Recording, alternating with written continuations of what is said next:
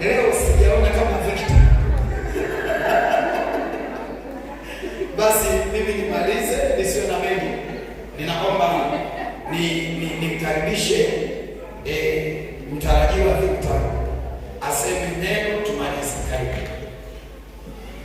Haleluya. Amen. Namshukuru Mungu kwa ajili ya mke wangu mtarajiwa kwa kunipa zawadi nzuri na inapendeza kwa muonekano kama alivyo yeye. Haleluya.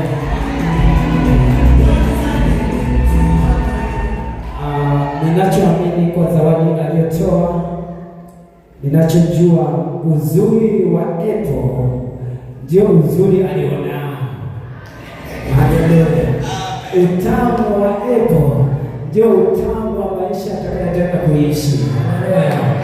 Ladha ya Apple ndio maisha atakuwa na ladha kama ya Apple.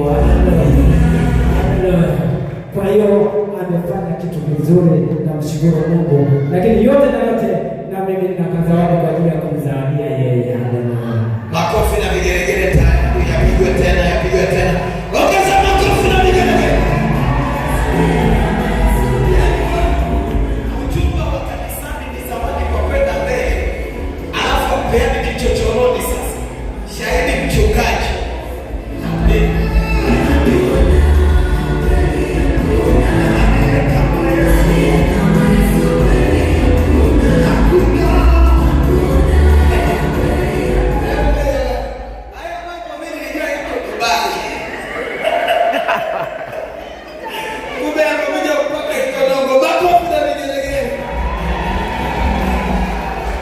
Haleluya.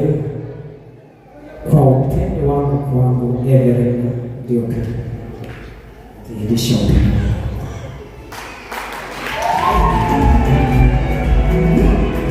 Sasa pia ungechukuliwa kwenye vitindi manane. Hilo huo ungelitoa wapi? Ndio uzuri wa kuchukuliwa kanisani. Unachukuliwa hadharani. Unaanza kwambia kuchukua watu wasiri. Karibu mtarajiwa. pia hii inampa kama kiwakilishi cha furaha kwenye maisha yake yote. Wakati wote moyo wake ujawe sifa za kumtukuza Mungu.